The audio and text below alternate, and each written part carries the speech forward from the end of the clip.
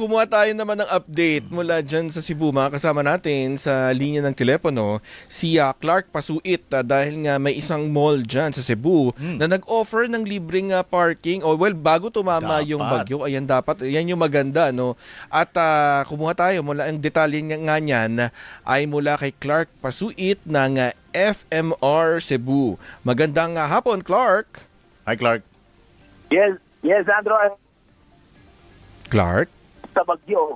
Hello? Yes? Yes, medyo nag-choppy lang. Go ahead. Alright. Okay, yes, Willie and Xander, no, imbes na maligtas sa Bagyo, tila naging delubyo ang inabot ng mga sasakyan sa parking lot sa isang mall sa bayan ng Consolacion. Ito ay matapos umabot ang baha sa first floor ng naturang mall. Bago pa ang bagyo, nag-alok ng libreng parking ang naturang mall para sa mga nais mag-park ng kanilang mga sasakyan upang hindi ito matamaan ng debris. Kahit maraming mga sasakyan ang nag-park sa kanilang two-level basement parking dahil nadala na noong bagyong Odette. Ngunit sa paghagupit ng bagyong Tino, hindi nila sukat akalain na babahan ng ganoon kalaki. Sa ngayon, sarado pa rin ang naturang mall at patuloy pang clearing operations ng mga sasakyan sa loob. At yan ang balitang kumpirmado. Sigurado Clark. TGMM. Yes, Willie. Lumalabas pala, nagmagandang loob yung mall na mag-offer ng libreng parking, tama ba? Yes, actually, Willie, yun yung intention nila. Kasi nga, gaya ng mga maraming Cebuano, hindi nila sukat akalain na yung pagbaha pala yung problema. Marami kasing nadala noong bagyong Odette. Yung mga sasakyan nila, hindi na safely parked, no? So, tinamaan ng mga debris, ng mga sanga, nasira. Ngayon, baha pala yung kalaban. Kaya lahat ng sasakyang nakipark doon, sira lahat dahil binaha.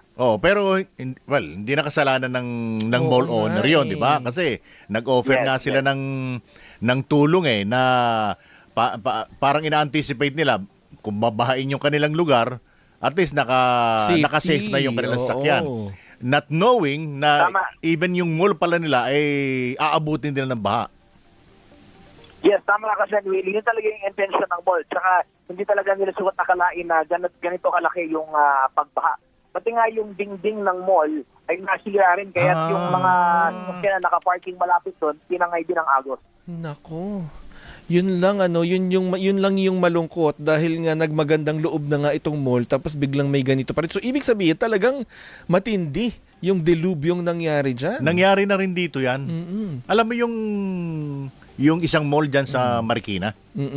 Yung sa Marcos Highway. Yung kasing yung Riverside. Yung katabi ng Riverbank, di ba? Riverbank. Yung kasing isang parking nila doon nasa ilalim. Halos kapantay sa nung pangpang nung ilog. Oo, pero Clark, itong parking, parang, Kuyang Willie, nakikita ko rin, parang second floor. So, ibig sabihin, gano'ng kataas yung tubig? Yes, Clark? Oo, mukhang... Yes, hello? Yes, go ahead. Yes, okay. So, yung parking nila ay two levels. Yung isa nasa basement, yung isa nasa first floor. Yung basement. Kaso yung tubig umabot ng first floor. Sa bubong ng first floor. Hala, bubong pa ng first floor. Nako. Yes. Ayun na so, pati yung nasa first floor na parking, inabot? Yes, inabot. Pati yung sa loob talaga ng mall, inabot talaga. Pati yung mga i-event lang na sasakyan na naka-display sa mga auto centers doon sa loob ng mall, inabot din. Kung talagang hindi ko nila sukat nakalain kasi gaya nga ng maraming mga lugar dito sa Cebu, hindi talaga binabaha itong mga lugar na to. Ngayon lang talaga binaha. Ngayon lang nangyari? Ngayon lang nangyari? Yes, yes, really. Grabe pala. Yun nga, Clark. Alam mo, parang na-monitor ko, kinikwento nga ni Clark sa nagsiservisyo na talagang matagal na si Clark dyan sa Cebu. Tama ba, Clark? Yes. At ito yung pinakamatinding nakita mong pagbaha dyan sa lalawigan ng Cebu. Tama ka dyan, Zach.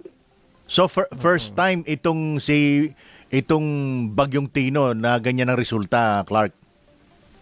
Yes. Nako, grabe. Mukhang Go ahead, Clark. Alam na kumbaga na-locate na ito babahain to. Pero yung ganito na halos yung mga lugar na hindi binabaha ay binaha at hindi lang lupang baha. Mga ilang may bilang na ba kung ilang sasakyan yung apektado? Sa naturang mall, Willie Alexandro, wala pa for now, no? Kasi patuloy pa yung clearing operation. Kasi yung iba kasi nakalabas. Gaya nga nang sinabi ko, nasira yung isang pader ng mall, yung iba tinangay na. Nandun na sa may unahan na. Nailabas. Barangay na, tinangay na. Nailabas ng mall yung kanilang sasakyan ng baha. Yes. Naku. Grabe. Lumabas sa parking lot ng mall. Oh, Clark, sorry pero medyo lalayo lang kami ng konti ng tanong. Yung na-explain na ba kung bakit parang may current yung baha dyan sa Cebu? Kasi parang ragasa talaga eh. Yes, Zandra at Willie, no, yung baha kasi dito sa Cebu nagmula kasi sa mga nag-overflow na mga creek at mga ilog kasi connected lahat, no? Yung creek na nandiyan malapit sa mall na pinag-uusapan natin ngayon ay kakabit yan ng Kotkot River dyan sa may bayan ng Liloan. Doon magkakabit-kabit lahat ng mga creek. Pero itong mga creek na to, ever since, never itong nag-overflow. Kaya nga marami mga subdivisions dyan. Kasi base sa mga pag-aaral dati, sa mga geodetic engineers, hindi talaga nag-overflow yung creek.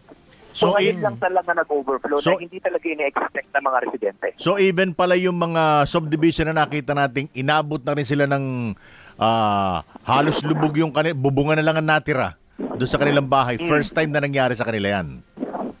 Talagang first time. May na-interview nga tayo kanina sa isa sa mga residente ng Villa del Rio. 30 years na yung Villa del Rio, never binaha. Pero nagulat sila nung gabing yun, ilang oras lang bumuhos yung ulan ng mahina. Pagbukas sila ng pintuan nila, mga less than 1 hour. Hanggang leeg na yung baha. Itong Clark, kung hindi ako nagkakamali, itong mall na pinapakita mo ngayon, mayroon tong malaking community sa gilid nito, di ba? Kamusta sila? Yes, actually yung mall na yan maraming branches yan dito sa Cebu. I think 4 yata sila. Merong mga subdivisions dyan sa likod, may mga bahay din dyan sa likod. So even kahit sa harap niyan, meron ding maraming mga communities dyan. Tsaka kakabit yan ng bayan ng Liloan, magkasunod yan Consolacion tapos Liloan. So sa ngayon, yan talaga, yung daanan na yan, Zandro, na papuntang norte, ngayon hindi talaga madaanan, sobrang traffic. Nais man magbigay ng tulong itong mga nandito sa Cebu City para sa mga relatives nila dyan sa Northern Cebu, ay hindi pa rin talaga madaanan hanggang sa ngayon. Naaabot ng mga 2 hanggang 3 oras bago makarating dyan. At ganun talaga katindi yung naging epekto sa Cebu. Kaya rin sa tala ng OCD, ng Office of Civil Defense, talagang sa Cebu yung maraming casualties, Clark? Yes, Andro, sa Cebu yung pinakamaraming casualties. At marami pa actually na paparating, bine-verify pa. Kasi marami pa tayong mga tawag na dumarating, lalo na dito sa mga bayan sa Northern Cebu, gaya ng mga mountain barangays ng Compostela, mountain barangays ng Liloan, na meron pang mga nauulat, kaya hindi pa ma-verify. I believe for Cebu, nasa 40 or 50 plus na. Pero hindi pa talagang completely verified mula sa OCD. Oo, yun nga, kuya. Yun ang...